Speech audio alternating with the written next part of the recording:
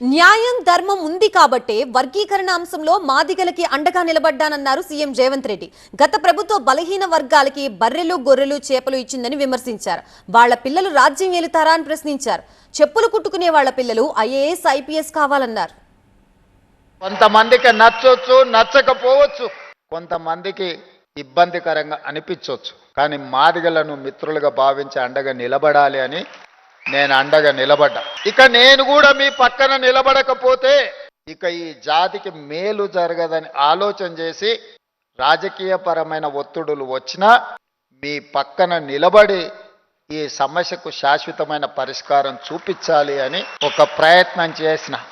నిరంతరం అప్రమత్తంగా ఉండి మన సమస్యల్ని మనం అర్థం చేసుకొని ముందుకు వెళ్ళాలి. అదేవిధంగా మిత్రులారా, మీరందరు ప్రభుత్వ ఉద్యోగులు. ఈ ప్రభుత్వానికి కళ్ళైనా చెవులైనా బ్రాండ్ అంబాసిడర్లైనా నా ప్రభుత్వ ఉద్యోగులే. నేను పదే పదే చెప్తా ఉన్నా, మిమ్మల్ని చదివించడం ద్వారా, మీలో చైతన్యం నింపడం ద్వారా ఈ సమాజంలో మిమ్మల్ని ప్రయోజకులను మార్చడానికి ఈ రోజు విద్యాశాఖ నా దగ్గర పెట్టుకొని దాన్ని ప్రక్షాళన చేసి విద్య గ్రామాలకు చేరింది, విద్య తండాలకు చేరింది, గూడాలకు చేరింది. విద్య చేరింది కానీ నాణ్యమైన విద్య ఈ రోజు అందడం లేదు.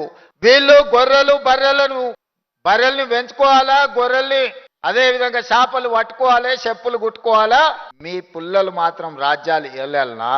ఇదా మీ జాతి యొక్క ఆలోచన? ఈ బర్రెలు గొర్రెలు చేపలు కాదు, చెప్పులు కుట్టుకోవడం కాదు.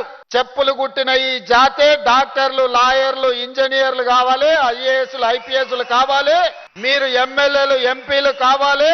ఈ రాజ్యాన్ని నడపాలా.